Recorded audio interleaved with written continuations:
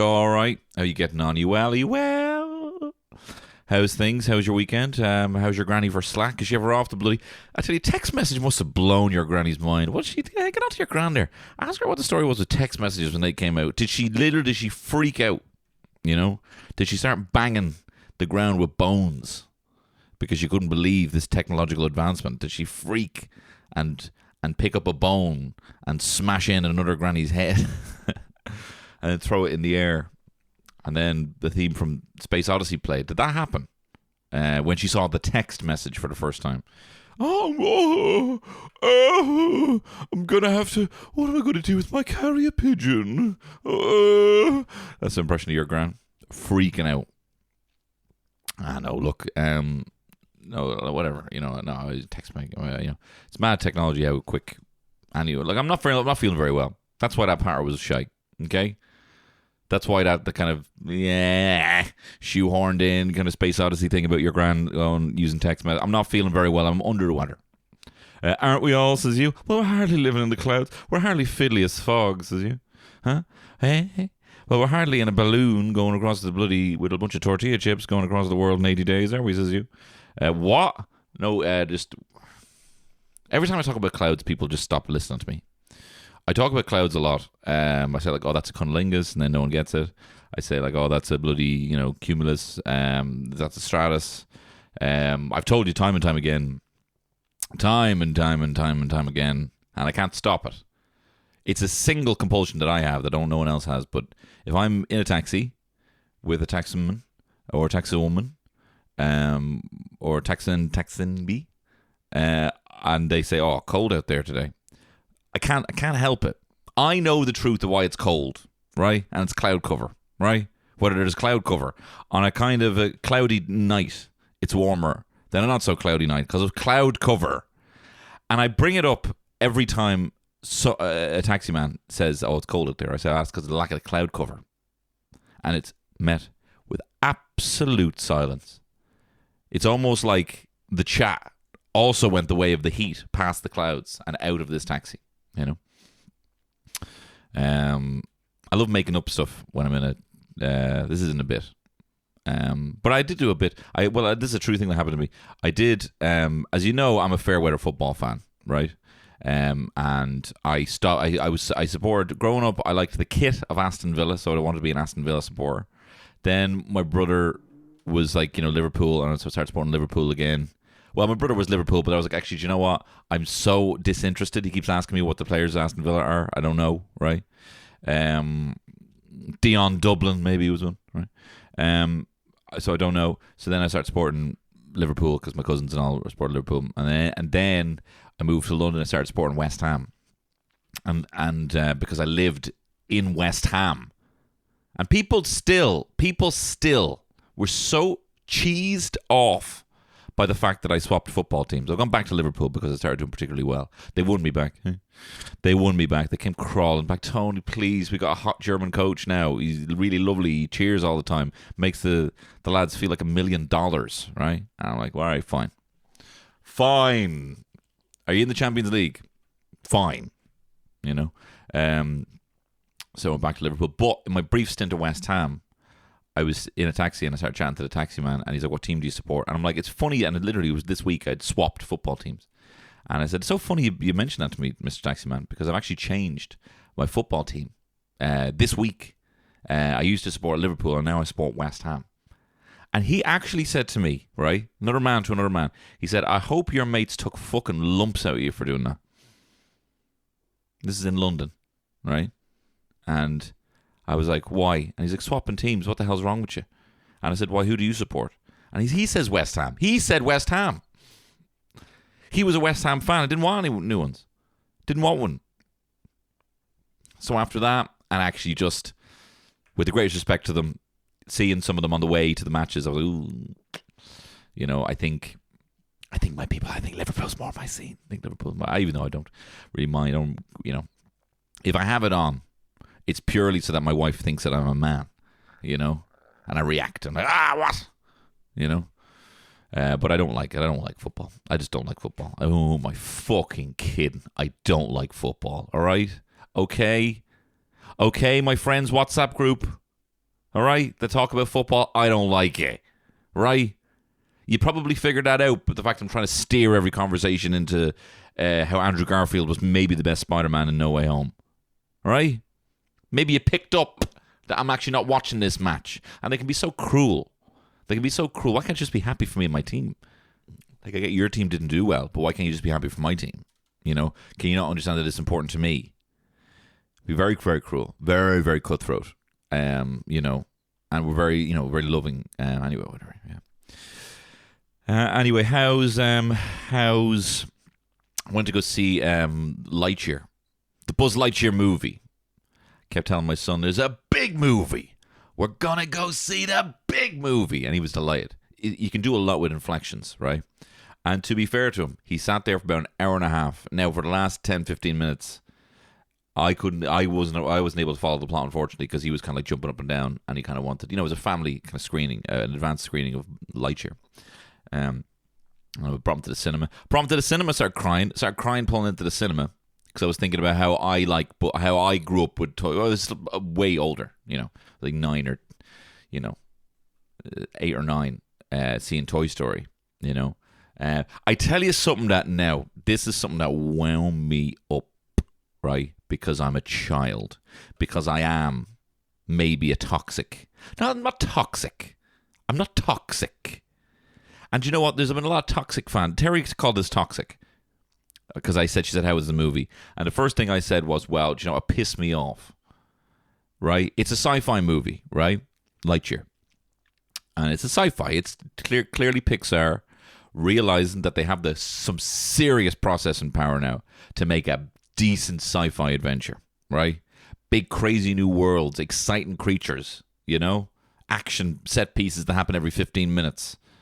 You know, and an interesting story, an unexpected story that is more complex than you would expect from a Buzz Lightyear movie, which you would be led to believe after, you know, when you watch Toy Story and you watch the kind of the influence when they play the Buzz Lightyear game, when, you know, they're, you know, just when you see the Buzz Lightyear packaging, when you see the ads for Buzz Lightyear, you just think this is like a Flash Gordon. This is a, you know, these are sci-fi serials. These are the sort of thing that, you know, Andy can just get into. Andy the boy from Toy Story. That he could be like, oh, this is just a kind of by-the-numbers adventure. He goes in, he saves the day, you know.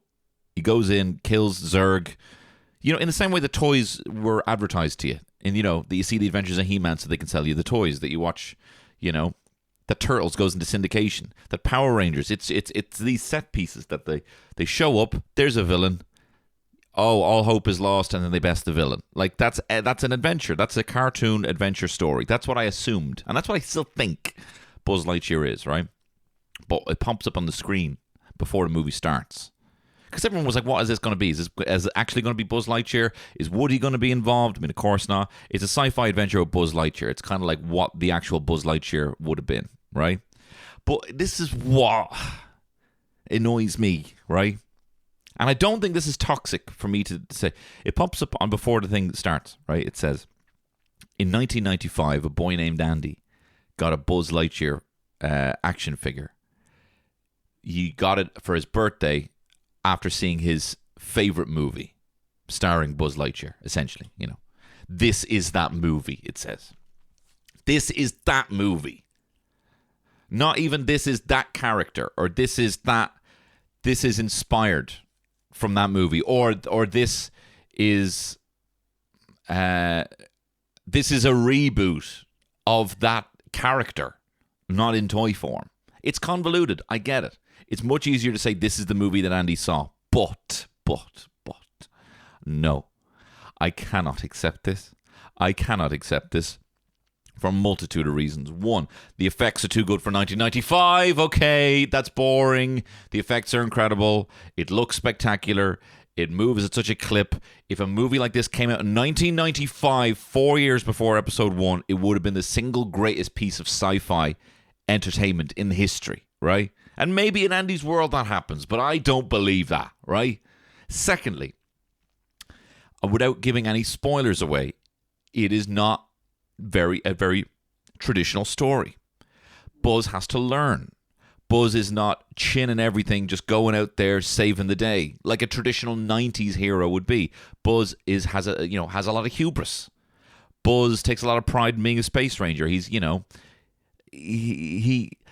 also the villain is not as black and white as it just being his arch enemy, And of course, you can't make a movie like that in 2022 because people won't tolerate it. You have to have villains that are like Michael B. Jordan, Black Panther good, That you have to do the Pixar switcheroo where your man from Up is actually the baddie, You have to do those kind of things. We've moved on. You cannot just say this is the baddie and that's the goodie. But in the 90s you could. So that is not, look, it's fine. I'm here for the reboot. I'm here for the Legacy sequel. I'm here for you deciding that you've realized that you have an IP in Buzz Lightyear to do sci-fi movies, and I'm here for that. But don't take unnecessary journeys of faith and have me believe this is the film that Andy saw in the cinema in 1995. When he in real life looked like a fucking freak and his dog next door looked like a fucking triangle of a pixel, disgusting piece of crap, right? When they look like that in real life and they're going to see Chris Evans' chiseled chin and some of the most impressive visual effects for a Pixar or for an animated movie, is he not looking in the mirror? Is Andy's man not looking at her little door in the mirror, listen to Hakuna Matata thinking, oh my God, what is wrong with our faces? If that is what it looks like if that's what a movie looks like. Don't give that to me. I will not tolerate it. Okay? So look, I don't think that's toxic for me to say that I prefer they don't retcon Buzz Lightyear and say that he started off as a blockbuster, that the first time Andy saw Buzz Lightyear was in a 2022 blockbuster set in 1995. It's petty. I know it's petty, but it's all I have. It's all I have, right? So just don't do that to me. Just say, hey, look, in 1995, a kid called Andy got a toy called Buzz Lightyear after his favorite TV show. This is the reboot. Fine, that's what it is. Don't act like, oh, I wonder what Andy thought of that. And especially, when we get into the ending, right? And when we get into Zurg, I'm not going to spoil anything, right? But when we get into the ending, I mean, Zurg is not a pantomime villain. I think that's the kind of point I'm going for. Buzz is not just, just pure good. And Zurg is not pure bad. And these are the simple things. Like Shredder is just a baddie, right? Krang is just a baddie, okay? Skeletor is just a baddie. What does he want? Evil. What does He-Man want? Good. That's what I want out of my toys. It makes things simple. This is not that for a kid. So for him to be like, Buzz Lightyear, kill Zurg, save the day. I don't know if that, Buzz Lightyear has to learn across this movie. Yes, it's also advertised as like an origin story for Buzz Lightyear, but it's an origin reboot, and I'm fine with that. And give me Star Command. They already did a TV show, Buzz Lightyear, Star Command, right? That's meant to be the show that Andy watched. So you can't just be like, oh no, this is actually the movie that Andy watched. Well, anyway, look, listen. I like complaining about this, right? I just like it. I enjoy it, okay? It's not toxic. I'm not asking for the head of anyone, right? It's $1 billion corporation do this. I'm a blip. I'm a nothing, right? I even saw it for free. Thank you very much, Disney, by the way, for sending me tickets. But, yeah, I just like to complain, okay? It's similarly like we're watching Obi-Wan Kenobi, right? Most of my media is Disney these days. I'm putting on Disney Plus sooner than I am Miss Marvel. Watch that. I thought that first episode was great. Thought it was really fun. It seemed like it had a voice. It seemed like the showrunner of that show is just like, I know exactly what this show is and I'm going to keep it consistent throughout the whole thing. Very funny comedy, lighthearted, interesting, captivating, phenomenal performances, very fun edited, very original, very fresh. Really enjoyed it. Maybe the best pilot of a Disney Plus show that I've seen. No, WandaVision captivated me. I couldn't believe what we were seeing. I couldn't believe they were just doing a full, proper 50s sitcom. Anyway, look, so I was also watching Obi-Wan, and I'm not going to talk about that now. I'm going to save that for a later episode when I've watched them all. But I was sitting there, I was groaning. I was telling Terry, music to her ears, exactly what they need to be doing to fix the show. She was loving it. She was like, yes, more of this, I know she was like, stop, you're ruining this for me. And I was like, Terry, look, I'm enjoying this. You have to appreciate that I'm enjoying telling you what's wrong with it. I'm still watching it, but she said I had to kind of rein it in a little bit. I just think, look, no, I'm not going to. I'll very brief, right? I think the screenplay is bad. I think every episode dialogue is bad. And I feel bad for Ewan McGregor because I feel like he was given a bad hand in the prequels with all of his dialogue. And he made the most of it. He's the best Obi-Wan that we've ever had. Just purely for the amount of emotions he's able to get out of the final. I'm not talking about Star Wars too long, right? I'm just going to say this. I'm thinking of my dad. My dad hates when I talk about Star Wars. I wish he didn't talk about Star Wars so much, son. Right? So, that, obviously the ending, the final battle. The only thing that we kind of know happened, in the prequels, right? That's the only thing. And that, Vader had kids and they were separated. That's the only thing that we even know. So kind of Obi-Wan is integral for, bringing the kid to Tatooine. And then obviously the final battle and you were the chosen one, and all that. Like, that is the scene. You could probably skip the entire prequel trilogy and just watch that scene and you would get a sense of exactly what you need to know. Just in that one scene. It is the seminal, is that the word I'm looking for? It's the most important scene. And he delivers it with aplomb, right? Alec Guinness, he's great. He's a lot of status. He's a lot of presence. Only a master of evil, Darth. He's fine. But Ewan McGregor's better. So I just feel like out of everything you could have possibly given Ewan McGregor, the only thing they knew is that they wanted to bring Ewan McGregor back as Obi-Wan in some way. And I don't think this is that. It feels like, could they not have just given just one little adventure? Does it does it have to be connected? Is there other research groups that Disney are listening to that I'm maybe do I have it wrong? Do I have it wrong that I don't want to see Star Wars connected anymore? That we've seen everything we need to know about Luke Skywalker, everything we need to know about Princess Leia, that we know everything, and that to just leave all those characters and just go off and tell new adventures. I really wanted to have Obi-Wan just kind of walking the earth like Kane in Kung Fu, just solving people's problems. If they're on Tatooine, so be it. We've seen a lot of Tatooine. Fine. Anyway, look, moving on. I'll talk about it more in an upcoming episode. What else is going on with me? Here's another thing going on with me, right? I honestly couldn't believe this. My jaw hit the floor when I found this out. Right? I was picking up my in-laws from the airport, right? And I didn't want to do a whole thing of like working out the timings for departures, right? They have their own form of communication that wouldn't be exactly my form of communication, right? Things get lost in the cracks. I texted them 3 times and said, hey, just let me know when you have your bags, right? I don't want to know when you landed on the plane. I don't want to know when you've boarded the plane. Just let me know. I'm following everything on the app here, right? Just let me know when when you have your bags. I called them and they're through passport control. But anyway, that's not the issue right now, right? This is exactly the point. I didn't want to have to coordinate some way of figuring out from when they touch down on the plane, because this is what I've had to do every single time I get picked up from the airport.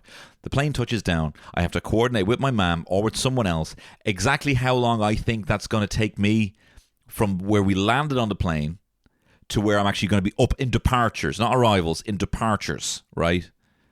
To time it exactly as the car comes by. For whatever reason, this is the only way I've ever been picked up from the airport, is timing it exactly with departures. Sometimes I don't. Sometimes I time it a little bit weird, and then I'm standing there. I look like I'm standing there waiting for someone to pick me up, and I'm like, oh, the guards are going to arrest me now because they know a crime's about to be committed, right? Everyone's real terrified of getting caught being picked up at departures. Or I'm too early, and in other cases I'm too late, where my ma has been there, and then I didn't come out in time, and then she's had to move around. She has to drive all the way around the fucking M1, the M50, all that shit, and come back. I'm picturing her on 2 wheels, being like, you're too fucking late,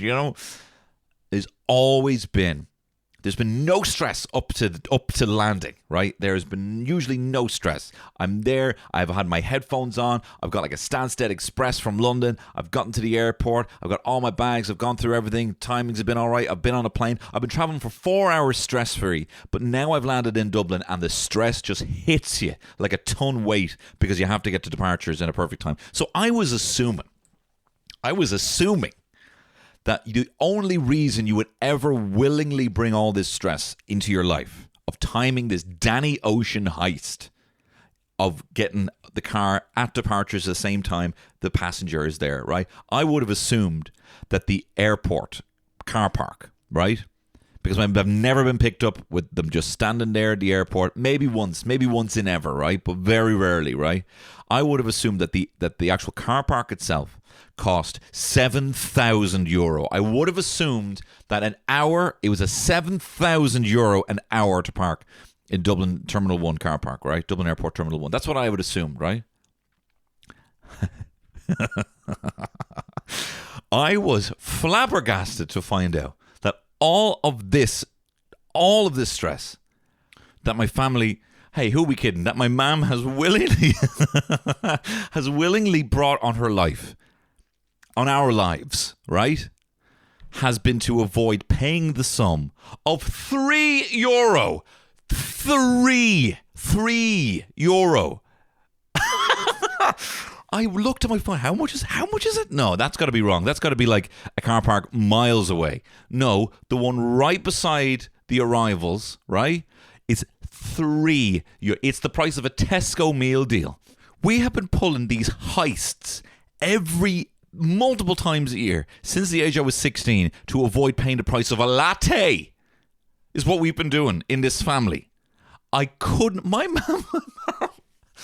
mom ordered Santa hats, big Santa hats, for Christmas dinner to fit on every single seat, so the back of the seat looked like a big Santa head, right? She has a Santa that you stand on around the toilet. You know, a little mat for the toilet? There's a big Santa hat on that, and then the cistern has a Santa hat as well. There are Santa trousers for the knives and forks. You put them, they're like little legs. The knife's a leg, and the fork is a leg, and they fit in little Santa trousers, right? But all this kit from AliExpress, right? But no way is she ever given the DAA that €3. No way. She will fight tooth and nail. Like, we have started, me and my mum have started every single conversation of me coming back to Dublin or being picked up from holiday, having a fight. We warm up at some point when we get to like the Oscar Traynor Road when she's bringing me down to home to Raheny, right?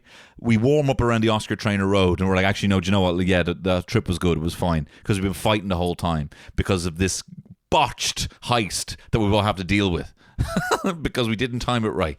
And it was to avoid €3. I couldn't believe it. But it's a generational thing because my father-in-law was also like, I'm very surprised now to see you picking us up here. You know, we didn't, because I sent him like, that's exactly what I was like. I was going to park in there. There's 5G, right? I was watching Old Dogs on Disney Plus, right? I was watching Old Dogs. This is not an ad for Disney, this whole podcast, right? I was watching Old Dogs, the film with John Travolta and Robin Williams. And I didn't even get to watch 5 minutes of it. Because then all of a sudden I'm getting these texts being like, hey, we've just landed. It's going to be 25 minutes until we're out. And I'm like, thanks for telling me that. My mother-in-law, like, thanks for telling me that. But again, I have it timed exactly so that when you actually have your bag, I think that'll be exactly the same time that I will actually get to. I will actually be able to get to from where I am. I'm very close to arrivals. Just tell me that because I'm already here. Then I get sent a live pin from my father-in-law. I'm like, that's fine. Again, thank you very much for all this extra information. But I just needed you to tell me when you've... And then I said to Terry, and she's like, they've definitely gone rogue. They've definitely gone on ahead. Call them now. So I called him, and he's like, yeah, we're through passport control. Just different ways of communicating. Look, we've just different ways of communicating. But I know, I've said this on the pod before, right? I do not know what it is about the last half hour of air travel that everyone just compounds all the stress into the last half hour. Like, you've always, like, any flight is about 4 hours worth of travel, right? At least. All, like, in terms of packing everything, getting everything ready, being on your feet, heading to the airport on the other side, then the flight itself, then everything that goes along with that. It's at least 4 hours. But the last half hour, you know, you're in a foreign country, you've gotten the coach or the bus to the airport, that was delayed, you're like, oh God, well, luckily we have enough time here for the airport, and then you go through security, that takes ages, you're not angry at that, you're just going through, you're dealing with it, and then you're there, you go to the gate too early to board, you're still waiting, then they say you're boarding, but not you, they're actually boarding priority, you're not priority, and then they actually do, all right, go on, get on, and then all of a sudden they do that Ryanair switcheroo, where they're like, actually, yeah, you're not actually boarding, now you're just waiting on the stairs, you had a nice little seat there, didn't you, you were nice and warm, now you're on the stairs, and then they bring you down to the fucking tarmac, and you're like, all right, here's the stairs. All right, go on. Do you want to go on the front stairs or the back stairs? And you're like, oh, I don't know. You're queuing to get up the stairs. There's a lad with the greatest respect to him on crutches. You're not angry at that, but it's taking a while to get to your seat. And then you're like, oh, where am I going to sit? And then you have to walk all the way down to the back of the plane because you should actually go on the second stairs. You walk all the way to the back. You put your bag away. It's somewhere on the other side of the plane. You're sitting there to taxi. It's like an hour. You finally find a runway that you can get in. You're flying. You're in the air. You're fine. This is fine. Whatever. You're reading your magazine. You're spending too much on a fucking shit kind of soggy panini, you know. And then you land. And as soon as you land, it's just all the stress happens. Lads are standing. People start to unbuckling their belt. The thing is just hit the ground, and lads start taking out their belt. They're going for their bags, even though they're not supposed to. They're like, they haven't even found the stairs for you to get off the plane, but lads are just standing there hunched over in pain, contorted, like some fucking circus act, because they cannot wait to get off here. And then they're steamrolling past everyone else to get off. And then it's the exact, like they're running. They are running to get off this plane to just go to the exact same queue, long queue for passport control, baggage, getting your bags. Everyone's sprinting to get to their bags that have not been taken off. Great job. You beat your bag. You are now officially faster than your bag. Is that the only... And then you go through and everything. You're up at departures. You're like, where are they? Oh, why aren't they here? You're calling them. They're not answering. There's a weird, sunspot that is blocking coverage for some reason that you just can't call. All the stress is there. What? And they could just meet you at arrivals for £3. There's no stress. You don't have to come out yet. I'll be there, right? I'm sitting there in the car park. I'm watching Old Dogs on my phone. If you're an hour, fine. If you're 15 minutes, fine. You know what I mean? In fact, they were very short. They were out from like 20 minutes from when the plane landed. I was actually a bit annoyed because I was really getting into the flick. But like I have everything. I have a car. I have somewhere warm to sit. I have 5G. I have my phone, and my young fella's nowhere there trying to claw it out of my hand. Do you know what I mean? I have everything I've ever wanted. So you can take as much time as you want. If I'm picking you up, look, my policy is if I'm picking you up from the airport, it's going to be the most stress-free experience of your life. And we might even stop at McDonald's on the way home. Do you know what I mean? I'm just that kind of guy. No stress. But I don't know what it is. People get very, very stressed in the car. There's something to having to do it right now. Like, do you know what? And I say this all the time.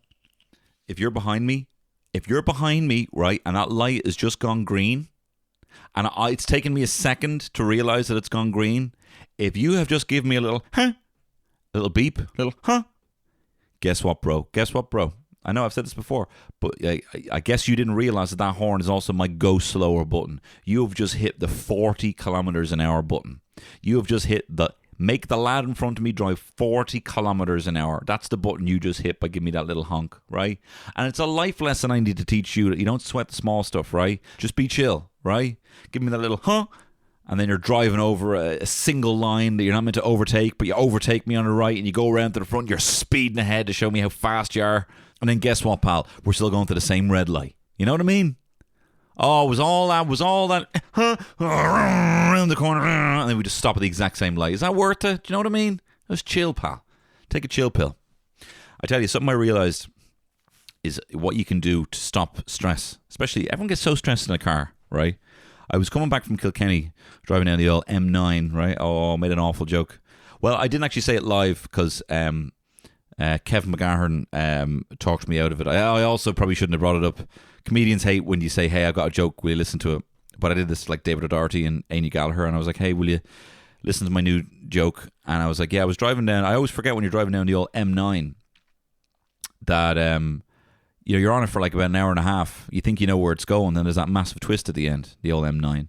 Oh, sorry, I'm thinking of the M9 Shyamalan, all right? And I was just, oh my God. To my peers of comedians, just crickets, tumbleweed, shite. That use of energy has made you unfunnier, appear unfunnier to your peers. Anyway, I was driving in the M9 on the way back from Kilkenny, and I told Terry I'd be back at 10 o'clock because we're going to the young fella's cousin's birthday, right? My nephew's birthday. And so I when I got onto the M9 and I saw how long Google was telling me it was going to be to my door, right? It's at 10:05. Right? It's at 10:05. So I was going to be 5 minutes late. And I'm like, no, I'm not having any of that, right? So I drove. Luckily, it was very early in the morning. I mean, I'm on the road. It was like, 8:30. But I drove like a fucking maniac. I was like a speed demon. I was going way faster. That was then was legal, right? For like an hour, for like too long. When there was anyone on the road, I was going back down to the regular, speed, and then you would overtake. And then when I had good pockets of no one else on the road, I was driving wild, right? And for driving ultra vigilant, looking around me, checking for speed cameras, looking around to see if there was anyone else, making sure that I was driving in a straight line, that any kind of like slight turn, might turn you off. You're going. I was very intense. It was very panicky, right? And I was driving, and for an hour of driving like that, I saved 3 minutes. I put my car and my body through serious speedy stress for like an hour. And I saved, 3 minutes. And I find that a lot of the time. I'm always, I have a tendency to get stressed around time. I have a tendency to do something stupid, like tell someone that I'm going to be there at a time to make them like me. Hey, I'll be there at 3 o'clock. I haven't a fucking hope. I'm not even going to have my shoes on at 3 o'clock, right? I know that, but I'll say 3, and then you will get 5 texts from me saying, I'm so sorry about this. Why? I'll be there at 5. I don't know if we'll be there at 5. Well then, I guess, then no problem. I'll see you another time. I don't know what it is. Right? So I'm trying to get better. I'm trying to be better. Anyway, look, I have to leave it there, unfortunately, for today. Thank you very much for listening to this pod. But I'm a bit under the weather. I've got a few things I have to do today, and that's as much time as I have allocated to this task for this week. But look, if you like this podcast and you would like to hear more of this podcast, you can do so over on patreon.com/Tony Cantwell. Over there, I've got all sorts of podcasts. I did my top 10 things I can't live without, little gadgets and clothes and foodie things that I tend to eat and enjoy. That's the most recent episode over there. I did how to throw the ultimate Jubilee party for a lizard. If you're into my the Queen is a lizard conspiracies, check that out. That's how to throw a Jubilee party. I talked about all the issues of Passport Express recently and my history with being almost banned from getting a passport, as well as a review of Top Gun, the original Top Gun over there. And then what else is over there? I did a Friday the 13th episode. There was a list of bad superstitions, as well as a Doctor Strange in the Multiverse of Madness. That's what I've been talking about in the last month over on the Patreon. So if you would like to consider listening to more of this podcast and giving me the equivalent of a pint a month for it, you can do so over there. Or also just, if you enjoy this podcast, you have for the last 2.5 years, and you think, I wouldn't mind putting my hand in my folk, and there's no, you're not locked in forever. If you want to do it for a month, just try it out. You can do that. You can also do it for a month, listen to like 100 episodes, download them all, and then leave. If that's your bag. Whatever. If that's what you're going to do, that's what you're going to do. But one of the benefits you do have if you do join the Patreon is you get early bird access to all the gigs. And I've had some gigs entirely sell out just by people who have bought them through Patreon. So I'm going to be announcing in the next few weeks a July or August date for London, and that will have early dibs tickets for you guys if you're a Patreon subscriber. And that will be the live pony show, stand-up show. But I'm also going to be announcing some live podcasts with different topics, different panel guests on them, and there's probably going to be about 6 now between now and November. So they will be announced, and again, as I said, Patreon subscribers will get early access to all those gigs. Some gigs, though, that already have been announced. I'm going to be performing from the 21st of July, Thursday the 21st, all the way to Sunday the 24th in the Paddy Power Comedy Festival in Ivy Gardens. Some very fun lineups. I'm on one with Sean Burke, I'm on one with Killian Sunderman, I'm on one with Alison Spittle, I'm on one with Kevin McGahern, I'm on one with Patty Harrison, who I'm a huge fan of, from I Think You Should Leave. And there's a lot of fun gigs that are going to be happening. It's a really fun, it's probably the best weekend for Irish comedy is the old Ivy Gardens. There's a great buzz, and the gigs are always really fun. So they're available on Ticketmaster. And then as well, there's the live Vicar Street show, which will be a live podcast, a live Moonchor Ragnarok shit show podcast. That'll be happening in Vicar Street on September the 17th. If you had tickets to the previous gig, that's been delayed to this one. And there's still tickets available for that if you want to check it out. So listen. Also, I'm going to be playing at Other Side Festival, Sunday, July 10th. And I think I'm on the same bill as Peter McGann and Killian Sunderman as well for that. So that'll be a lot of fun.